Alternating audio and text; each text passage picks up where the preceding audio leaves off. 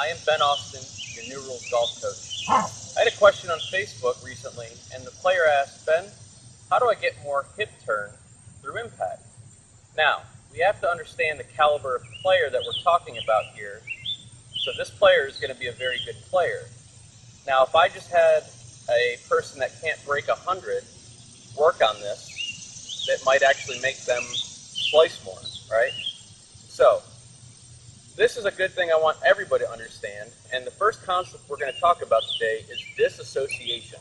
Now, this sounds like a horror film, but it's actually a very good thing in golf. So disassociation means the amount that you can separate your upper body from your lower body. So a good way to work on this and to understand this is to do a simple exercise where you take a club, lay it across your shoulders, and take your golf posture. Now what you're going to do is leave this club here without moving it and see how much can you open your hips or turn them to the left and how much you can turn them to the right. Now, another way to do this would be to do the same exercise but keep your hips still and turn your shoulders without moving your hips and turn your shoulders without moving your hips. So what I'm doing there is I'm disassociating my upper body from my lower body. Most players that I see, when I ask them to do this drill, will go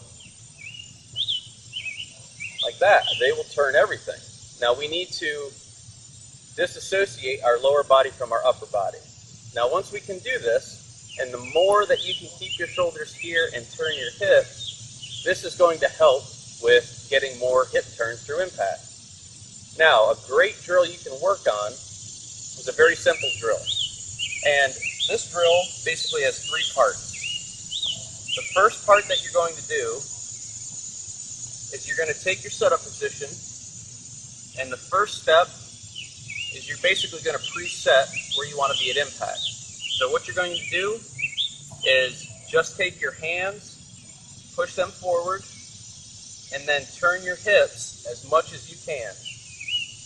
So what you're going to do is you're going to hold this for a 10 count and just really feel your hips open, hands forward, and just really hold it.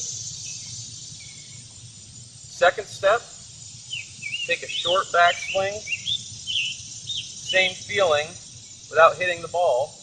Try to get your hips to turn as much as you can and your hands forward and hold it. And then on the third step, you're going to actually hit the ball.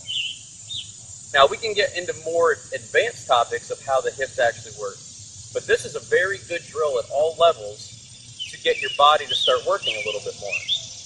Now, what I want you to be careful of is when I give this drill to a very high handicap, more than likely you're going to get here and just turn, which is going to make you slice the ball more. So understand that this player that I'm talking to is a better player. Okay? Now, if I do this drill, I should be able to get my hips to turn a little bit more while keeping my hands forward, and this is going to get me to strike the ball more solid and give me a little bit more distance. So let me try this drill and see what happens. So I'm going to set up, and step one, I'm going to turn my hips and push my hands forward. Just really feel my hips and my hands. Step two, short swing. Don't hit the ball, just kind of feel it. And then on step three, I'm going to hit the ball and try to feel my hips really open.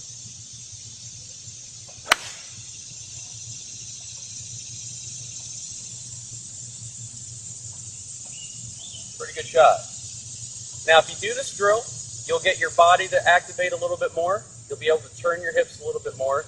And understand that this is a better player that we're talking to, not somebody in the 110, 120 range.